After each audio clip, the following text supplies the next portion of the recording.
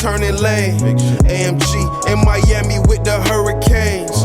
On the beach, had my wedding, married to the game till I RIP. Look at how I do my thing. 23, big body in the turning lane. AMG in Miami with the Hurricanes. On the beach, had my wedding, married to the game till I RIP. Life a long journey, never end, it's a marathon. Step up to the plate. You're listening to Power Radio, home of your throwback jams. Yo, we back in the building another Friday evening. Yo, got my brother in the building with me too, man. Mike Brown, Prime Daniels. Yes, sir. Thank you for having me back. Last time I hear everything about this experience was just remarkable.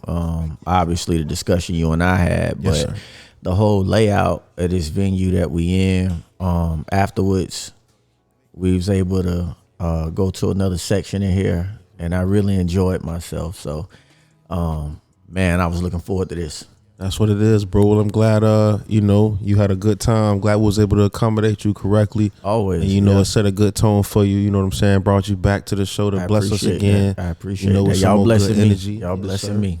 Yes, sir. So, week went by pretty fast. It's another weekend, first Friday. A lot of events going on this weekend. But for all the people that's out there listening, you're on PowerPlugRadio, home of the throwback jams. It's 4 ways to listen. You can download the app in the Apple Store or Google Play. You can tell Alexa to play PowerPlug You can visit us online at www.powerplugradio.com, or you can subscribe to the PowerPlug Radio YouTube channel. You could even join the conversation by calling in tonight at 727-686-0512. So again, man, PowerPlug Radio is the platform. So you're tuning in to 9 Day with MK. Glad to have y'all back with us. Yep. Another busy week in the world, man. A lot going on. Yep. Different, topics we always gonna touch base on, from politics to entertainment to sports, all the way around the spectrum. Always giving y'all food for thought, different things that y'all can take, with y'all wherever you go, in whatever conversation you decide to have, in whatever room you decide to step in. So, it's always a good vibe up here. So, everybody that's tuning in. First song of the night was cut from one of my recent projects. Lot coming out too. So definitely stay on the tune, stay on the lookout for that. Lot going on in the city. It was an event tonight at 22 South. Shout out to that boy JB, Jason Bryant, doing big things over there right down the street at Manhattan Casino, 22 South. So if you're ever in the city, man, make sure you follow him on Facebook. He always has different events going on. So if you're looking for something to do, something to, step out to, get a quick drink, get some food, listen to some good music, it's always a good spot to touch base on if you're ever in that Midtown area of St. Pete. So, Mike, man, what's the word, man? How you feeling this weekend? What you got going on, bro? Man, I'm feeling good. Really, bro, just trying to enjoy the weekend, lay low, get some stuff done around the house, but also just trying to stay in tune with what's going on in the world, as we see it. And also trying to make sure I continue to grow on a daily basis, and just trying to be a commendable individual, man. But I'm gonna just be chilling this weekend for the most part. How about you? For the most part, same thing. Couple birthdays to celebrate. Sunday night, we'll be hosting the R&B night at Sweet 66 on 66, R&B only from 9 to 12. So. If you're in the area, if you're in the city looking for something to do Sunday night, come chill with us. R&B only vibe sections, $50. Come with a hookah. That's gonna be nice. Should be a good, that's gonna be nice. Good vibe, for a Sunday. So, a lot of other stuff going on in the city too. Downtown always doing their thing tonight. If you're interested in being around some people, you can go downtown, be safe. In that block radius. A couple different things going on. So if you ever, looking for new things to do, Eventbrite is always a good option. If you ever, just looking for something random to get into, eventbrite.com is always a good resource that you can use to, check out what's going on wherever you are in the world. So I know it's a lot going on in St. Pete. It was a open mic comedy event that I caught on there. I almost went. Really? Open mic comedy. And where was it at? This spot in some bar in Tampa. Okay. Every Monday, bro. So I definitely I don't know, bro. I think for some reason it's easy. You think what's easy? Stand up comedy. Why? Oh, that's tough. For some reason, bro. For some reason, bro, I feel like it's possible, bro. I think maybe for someone like you who's like naturally an entertainer, you probably feel, I can understand your degree of feeling as if it's easy. So maybe in your eyes, but a common person can't. If you don't know how to entertain, if you don't know how to improv, if you don't know how to just be have a wide variety of a personality, you're not gonna do well on anybody's stage doing nothing. But for you, that again, that is down the lane in what you do. So really anybody that's touchy just to entertain. But what make you call it? What make me feel like it's easy? Why you say it's easy, bro? Because I feel like the best comedians, bro, are natural. I feel like they storytellers. Sometimes I feel like the stories are outlandish, so I can't always believe them. Right. But for the most part, I feel like they just up there telling stories about their life experiences. Absolutely. But here's the thing, bro. You have to make a crowd of people laugh. Yeah. You know what I mean? Yeah. That's not a fundamental task, in my opinion. Like, you have to make everybody laugh. That's the job. And you're on stage, the bigger you get, maybe, early goings, I'm guessing some of the acts go 7-8 minutes, and that jumps to 17 minutes, and then half an hour, and then so forth. And then you work your way to what the headliners do. And those guys is doing 2-hour sets of making people laugh. You know what I'm saying? So, So take Kevin Hart, for example. He admits that he has a team of people around him, helping him, with the writing. Oh, listen, every when Eddie Murphy did Raw, for sure, Robert Townsend and Keenan Ivory Wayans helped him write Raw. Comedy came out in '87 when he was in the Purple. So he had writers, everyone has writers, right? You know what I mean? A comedy team. Like, so again, if I'm a comedian, 3 of us in this room, and if we just in here chilling, doing what we doing, vibing, and y'all know I got a show coming, I know I got a show coming, and we just say something funny, when I'm like, hey, that's funny. Let's put that in the show. Right. So you're going to get writer credit for that. Yeah. So I don't think it's the inability for them to like write and create. I think naturally they are funny people, but they do have that team that's in the room with them and helping the ideas expand. Because you gotta, because it's kind of like freestyling, but it also requires your memory, because you have to remember. Like, you got to remember how to set it up. You got to remember the joke. You have to remember, and you got to remember when to hit them with the punch. The timing has to be right. Yeah. And a lot of shows that I found to be funny, back in the day and even now, the timing of it is very appropriate. And I think that's a thing that a lot of comedians can't grasp. It's only, we know about funny people, of all races, right? But bro, there's a lot of people that try, like, how's a lot of people trying to do rap and make it? Yeah. It's a lot of people trying to do comedy. So I want to go sit in one of them and look at the talent the same way I would at a music showcase. Right. And then, because at the music showcase, I listen to them and I'm like, I can't wait to get up there and do mine. Right. But I have something. I don't got no bag of jokes right now. Right. So when I get up there and see them, I feel like it's different styles of comedy. I feel like Dave Chappelle, I don't know if you really watched the Chappelle show coming up. You did? I didn't really watch it like that. Either, bro. I was very familiar with all of the jokes, but I wasn't like an avid watcher to where whenever the show come on. So shows that I like, that I made sure I watched, was like, I'm just gonna name some random ones, was like Martin. I remember watching New York Undercover. Right. I remember watching, trying to think of shows that I could, Fresh Prince, couldn't miss Fresh Prince, and I'm sure it's a few more, but Chappelle was not one of those. And it was nothing against it. I just never. Same here, man. He's a very big comedian, but I feel like the majority of his audience is white.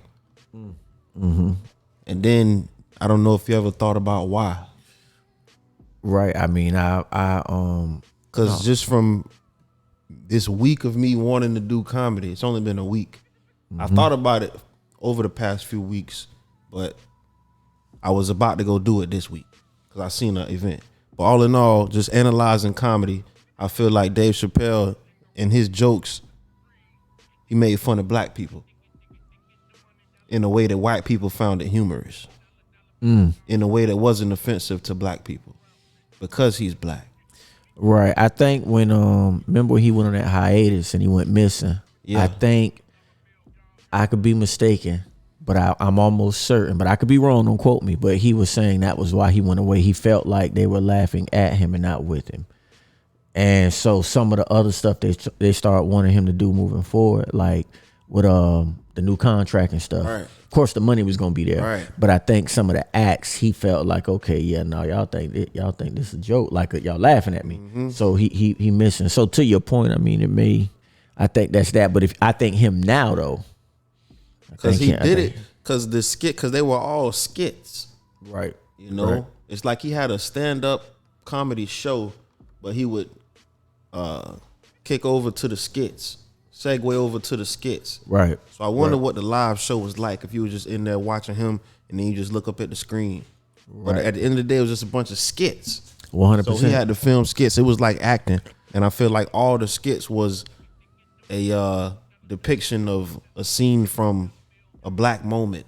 Right. Right. Like the only character that was white was when he painted his face. Mm-hmm. So I feel like in terms of the most successful comedians, you got Kevin Hart. A lot of his jokes is about his family or his situations that he went through that he kind of can make light of, not laugh at my pain. Right. So I feel like, you know, Chris Rock, I feel like he has a black and a white demographic. He does. Yeah. So just analyzing who's doing it the best and seeing, you know, like what can I incorporate? Like what type of approach do you want to take the jokes? Because you don't know who's gonna be in that crowd. Just like with a artist doing music, you have to cater to the people in the crowd. But those people in the crowd came to hear your song, so they kind of know what you about to perform. They already know. They know. They already know But what's with coming. jokes, it's like a cold call. Yeah, you listen with them jokes. You better be funny, You gotta be funny, and I feel like or at least make the people who listening to you. They need to believe you funny. If nobody else do, they Yeah. like it. You know, in that room. And I think what white people love the most is hearing a black person talk, because I don't think they get the opportunity to hear many black people talk. So when they hear a black person talk, it either goes in line with their stereotypes that they've already thought about black people, or it changes it. Right. Right. So I feel like in terms of jokes, I kind of want to talk about black people the same way Dave Chappelle do, but in a positive and negative light, to Yeah. the point where it's real, but also enlightening to a white person who hears it, because you don't always know what's really going on in a black person's life. Right. Right. No, people. I mean, if you're not of the culture, I don't really think That's what I'm saying. And then when it comes to like comics who get TV shows, because back in the day, the best comics, they got TV shows. Yeah, and Today, who can you name comic wise that got TV shows? but, well, I gotta be honest. I don't watch a lot of TV either. That's the thing. I don't watch TV. They ain't out, bro. But even if you didn't watch TV, who can you name comic wise that's at the top other than Kevin Hart? That's black. I mean, they gonna always throw the names of Chappelle and Rock out there. Not Chappelle, not Ciroc, not Chappelle, not Rock, not Hart. Like up and comers, like new. Oh no, they ain't no up and comers. They already at all. No, Chappelle no. already had his show. Kevin Hart in movies. Rock, he had his show. I love this show. A beautiful show. Amazing show. DL Hughley had his show. Jamie Foxx had his show. You know the dude named Carmichael? Yep. He had a show. Yep. I didn't really watch it. I don't know how good it did. Yeah, I have. Yeah, bro. That's But white demographic. Mm-hmm. White demographic. And I don't know if he knows that, but white demographic. Yeah. So it's just like, bro, I feel like that comedy lane wide open for somebody to come in. And then another thing that I was thinking of is Nick Cannon and Wildin' Out, bro. Show been on for a long time. He is giving up and coming comedians a platform, but most of these comedians are coming on his show to rap. Right. They be on that freestyle rapping, bro. They do. They don't really be on there with I don't know. You know, he got a lot of battle rappers on there too. A lot of them. That's what I'm saying, bro. Mm-hmm. So in terms of Nick Cannon, yes, you're giving opportunities to these young comedians, but when they get on your platform, what are they really giving the ability to do? Right. Because just like in Living Color, I was talking to somebody about this earlier this week, bro. You had in Living Color, a lot of the people that used that show became big. Bro, everybody in that show. I mean, everybody. You listen. You had Jim Carrey, you had Jamie Foxx, you had Tommy Davis, and you had real David skits, Allen Greer, real talent being Jennifer displayed. Lopez. They was a loaded roster. Loaded roster, man. And I respect what Nick doing because it's the only show concept wise similar to it, but they're not doing it the same way. And them people that's on Wild and Out not gonna get the same opportunities because they're not really displaying their real talent. Right. They on there clowning. Yeah. They on there clowning for that cheese. Yeah, and I don't even watch nothing against I just don't even watch it. You don't have a reason to. Okay. Yeah, I never watched it. You don't have a reason to, bro. And then something else I seen earlier this week, bro, is speaking of In Living Color, bro. You know the Super Bowl, they didn't really have a halftime show up until like I want to say 90. I forget the specific year in the 90s, but they didn't have a halftime show for a long time. They saw what In Living Color did during the halftime, the same time the Super Bowl was on, and Living Color had an event during the halftime portion, so people switched channels. That's crazy. So they caught the vibe. They took for the commercials then if they did that. Come on, bro. They seen how much people wanted to pause that game. They had a show at the game, but the show was trash. Right. And Living Color had performers. Next year after that, who was the performer at the halftime of the Super Bowl? Michael Jackson, one of the biggest ever. Changed the game after that. Yeah. But In Living Color set the stage, you know what I'm saying, for a lot. And I just feel like comedy nowadays, it ain't the same no more. It ain't the same no more, bro. We used to have like them classic stand-ups, and I just feel like, I don't know. I feel like it's a lot of people that's funny out here, but we don't really have the platform to get it out. Right. So it's just something that came across me, man. But we're going to take a quick break, man. Mike King, Mike Brown, 9 Day with MK, Powerplug Radio, man. We'll be right back. Yes, sir. You're listening to PowerPlug Radio. Home of your throwback jams.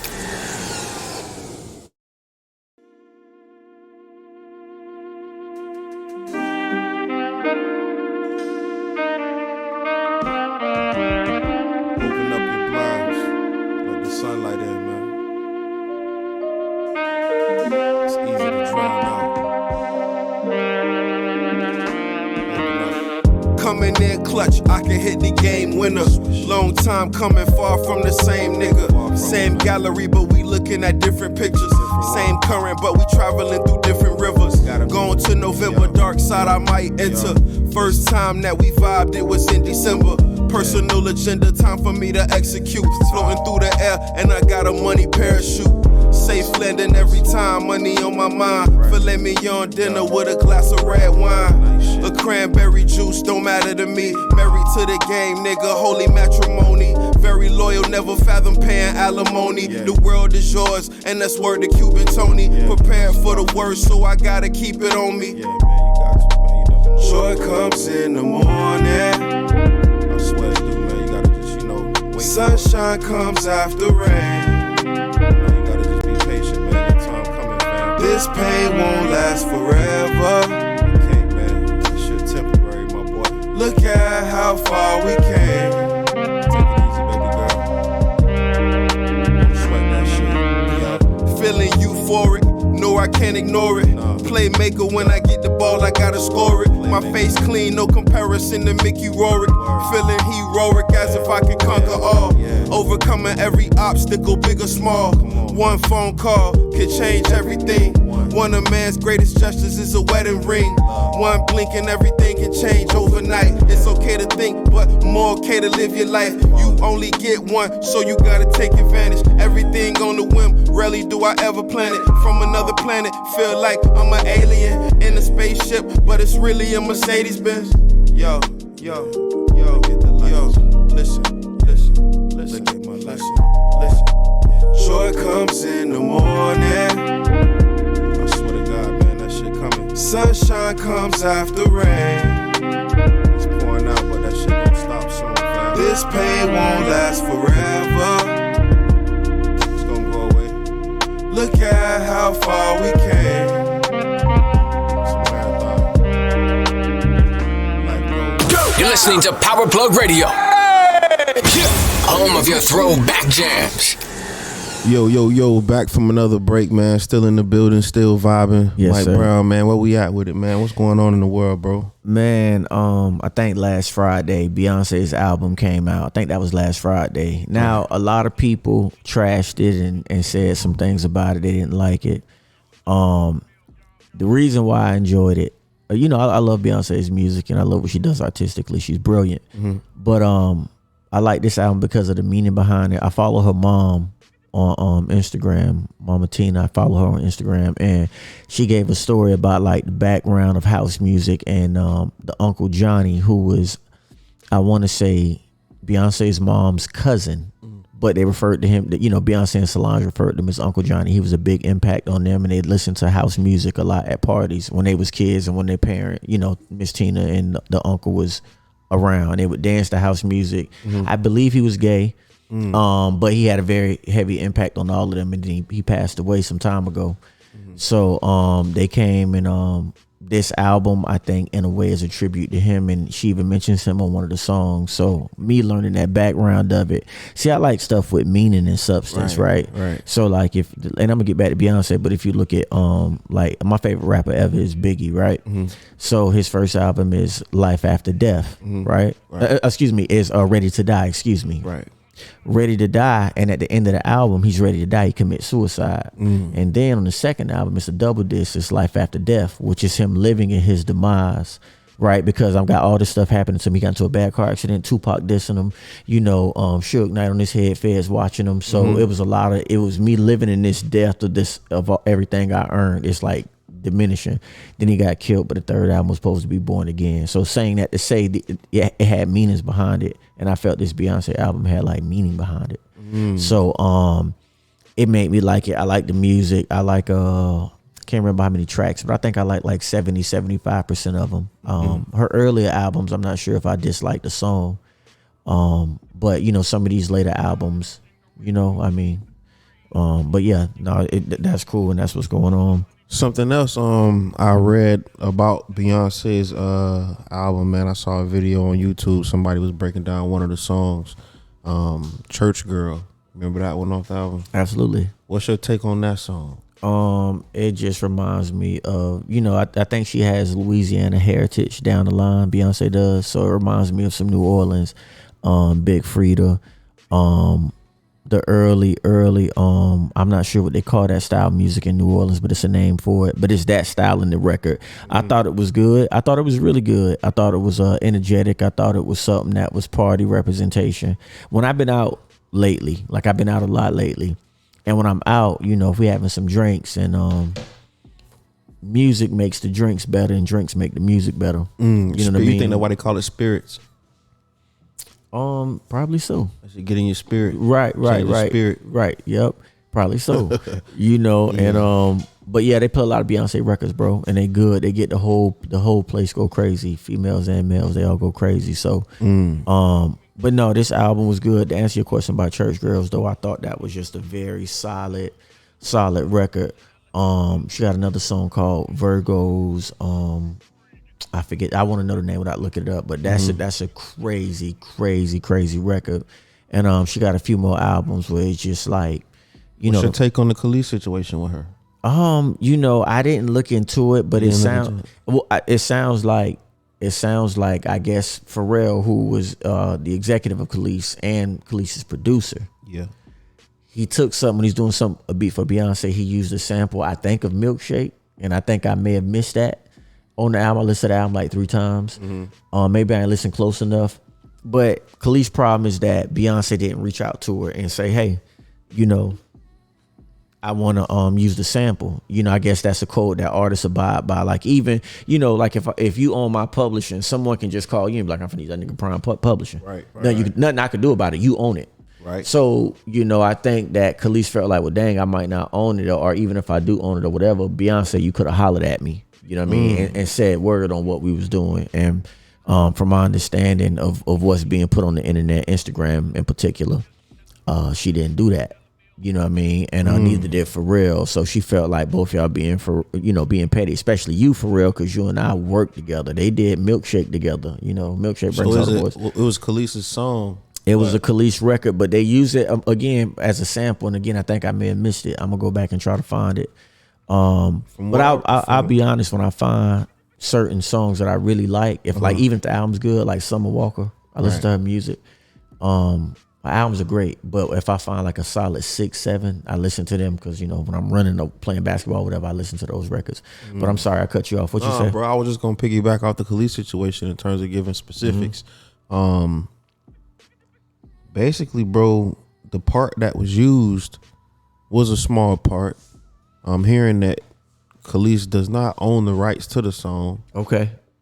So in terms of getting the song cleared, correct, it was cleared with the correct owner. Absolutely, it was. So common courtesy of Beyonce to reaching out to Khalees. You weren't the rightful owner of the music. Oh right, listen, not to cut you up, Beyonce didn't do anything illegal. She also looked out. Right. And I think so. That would be, what that would be like. What's my dude? OT Genesis. When Beyonce did Coachella and she did another concert. I may have been one of the on the runs, but for sure Coachella. She used OT Genesis. I was getting to the money. Now everybody mad. Now I don't listen to OT like that, but when I saw it on Beyonce's set, I went back and got it. You know what I'm saying? I listened to it real heavy, and it's a song, to be honest with you. And not that OT Genesis isn't dope. But, I would probably skip over that record. You know what I mean? But Beyonce and her dancers doing what they did to that record, the women look so good dancing. You know what I mean? So when I saw that, it gives a visual. So now when you hear the record, even if you're in your car or whatever, you get the same thing back. Every time make it hit so hard. yeah, but saying that to say, I wouldn't be mad if she used my record in it. Man, and Beyonce listed Khalees as a writer on the song. Oh, I didn't know that. Beyonce was gonna bless her with the whatever royalties from the record, bro. But because you had an issue, we're gonna go ahead and take your name off. Right. Yeah, Don't bro. just go ahead and take your name off, man.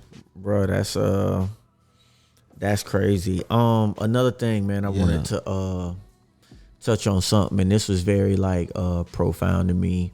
I wasn't gonna talk about it, but I want to talk about it. So there were these kids back in the day, I'm guessing in the 1940s or 50s, maybe the 60s, but they were on the way to go down to Austin, Texas to do a state board exam for cosmetology. Back then African Americans had to ride on the back of the bus though, right? So they were students at Franklin Beauty, and they were prepared to take the state board exam to become a licensed cosmetologist in the state of Texas, since they didn't allow but 1 or 2 black students to purchase tickets for that bus. This person who's writing this article that I'm reading, her grandfather chartered his own bus and took them all. The cool thing is it was 34 of them. All 34 of them who rode the bus, all of them who went to take the test, they all passed it and became licensed cosmetologists. I thought that was one of the more amazing stories I had ever heard. And it's crazy. I wrote the person today, I believe, and I asked him, I said, I see #legendary, #JH Jemison. Right. So I wrote the person and I said, who's this individual's grandfather? And I tried to type in JH Jemison. On Google, YouTube, and all that. So anyone, when you guys are listening, J.H. Jemison, that's Jemison.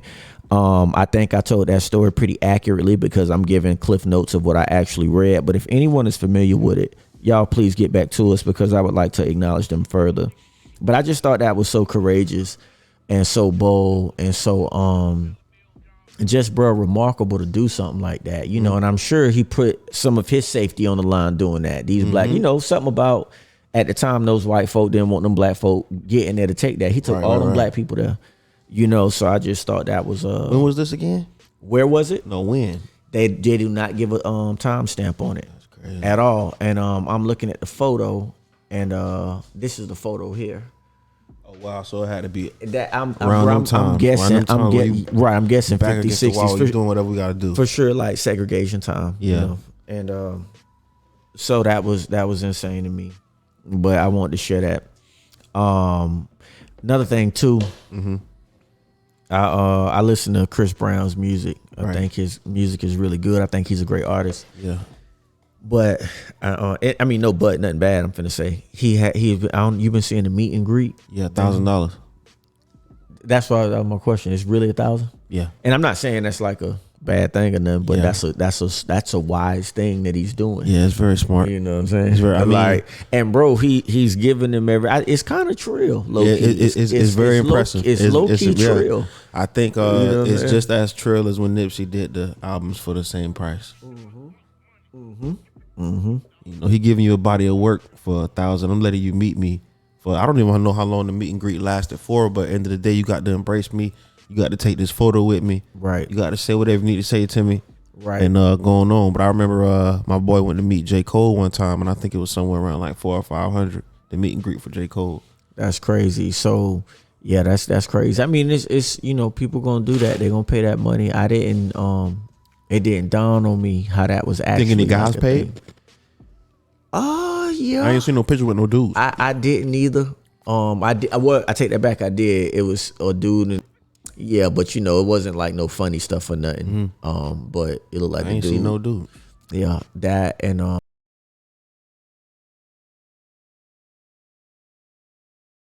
jokingly, Kevin Hart and Fab was back there. I think, and Kevin Hart's wife as well. So, but I just thought that was pretty cool. That he did that and had fun with them people.